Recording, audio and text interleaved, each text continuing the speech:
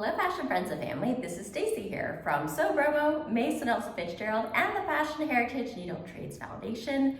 I am on site at the Mason Elsa Fitzgerald studio that is here in Mount Vernon. It's still coming together. On the floor, which I'll show you in a moment, we have the cutting table. It was or is a 40-year birthday present to myself. I just celebrated my 40th birthday on Friday. So I'm going to take you around to see the progress we've made in this space, and then I'm going to head over to the other side of town, 15 minutes away, where we have Sobromo. I will be dropping off a dress firm to our heritage area, but we did get some new heritage sewing machines that I'd love to show you, so come on. We do have the cutting table coming together. We have our heritage ironing board and a little nook over there for little Parisian style meetings. And we did actually break this seat in with Nicole and I having a glass of champagne or a bottle of champagne to celebrate the new space and also her birthday and my birthday. In addition to my work at Sobromo and my fashion label, I am also the director for the Maryland State College of Art Entrepreneurship Center. And it is one of the oldest art universities in the United States. It will be celebrating MICA will be celebrating its 200-year anniversary in 2026. And something that really intrigues my mind and consumes it in a way is, what is success to an artist? What does it really mean to feel that your work is aligned with your life? And then what does that look like? So we're trying to create these programs that are really activating the individual to be true to the integrity of their work and their practice, but also to live thriving and engaging lives while continuing to allow their practice to evolve. And so I just continue as myself, as an artist, to think about, how does my mission for my life and my work and my practice become unified in a way that is really creating positive change in the world? So I've been spending a lot of time questioning that, not just for my own practice, but also how do we define that, success as an artist, but also how do we teach that? How do we create pathways and opportunities for those individuals? But it's so fun for me to continue to explore my own practice and how it's translating in the fashion and needle trades, not just here in Baltimore, but around the world. All right, we're here in the heritage area for the Fashion Heritage Needle Trades Foundation. We have some new heritage machines. I won't go through all of them in terms of the models, but our latest acquisition is over here. Guess what it is? Inspired by Victor Colvin's collection, this Eli Howell. So he's the original inventor of this sewing machine. And this one came from Virginia, and that's the top for it. We're gonna see if we can get a belt to get this back in order as much as we can. And then we also picked up this dress form. It doesn't have the long pole, but it works okay for this space. We will be sharing new dates for our next Fashion Heritage tour. We're making our way to the 6th floor, but this is the cover of the Baltimore Business Journal. And I will connect the dots to this article in this space. All right, so we are in the Fashion Innovation Hub, or the Future Fashion Innovation Hub, and I have mixed feelings about this next step within the work. I am going through some personal challenges, as we all do.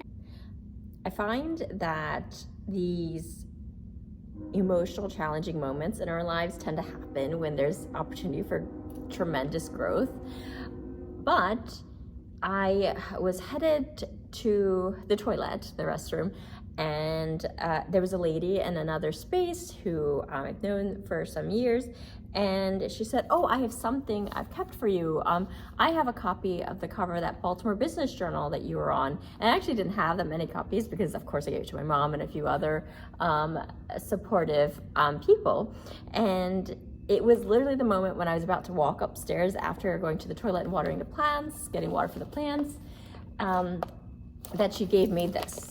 So this is actually an image of the fourth floor where there's two parts of this image if you look closely. So the black and white images shows the space before it was activated, so what it was like before, and then the color image was juxtaposed with how it was transformed. And so what we're trying to do here is to grow our industry, reboot it for the fashion heritage side, but also the needle trades and innovation and prototyping and small batch production, all of that wonderful goodness that we can create if we come together and we get the partners that we need. It's a huge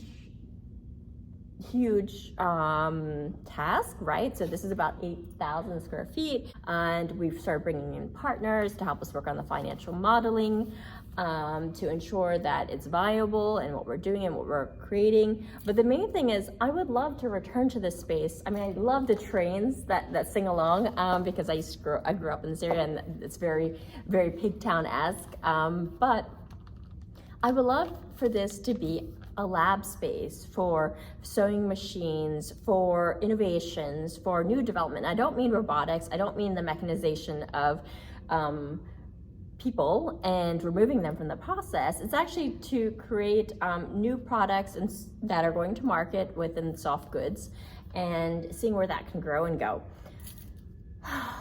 And of course, I know the challenge we're up against. Not only am I doing that run, which is what helped to activate the space, but I'm doing a longer distance, covering more days. But I also know the challenge we face in the legacy work for Baltimore's garment industry and around big business and the rising cost of wages and trying to pay a living, not only trying to pay a living wage, but paying a living wage. All of that gets jumbled in my head, and then I'm just reminded that this matters, and that what if we can do this together? What if we can campaign around industry? What if we could reboot the industry, create jobs here? Probably not a large amount of jobs, but enough so that at least a single sewing machine factory doesn't actually have to look like a sweatshop factory. Could it look like a really wonderful, beautiful space to work and to create opportunity and pathways for impact-driven entrepreneurs to grow? And so in this article, the cover story, as it says, "So it goes, how Baltimore is mending its garment industry before the skills are lost." I mean, this article, we've done it. We've done parts of this. You know, it says, cover story, preserving the industry piece by piece. Baltimore designers, sewers, entrepreneurs, and nonprofits are shaping a new future for one of the city's oldest trades. And so it shows the different entrepreneurs doing all this sort of wonderful work. There's Nicole, there's Kavanaugh House.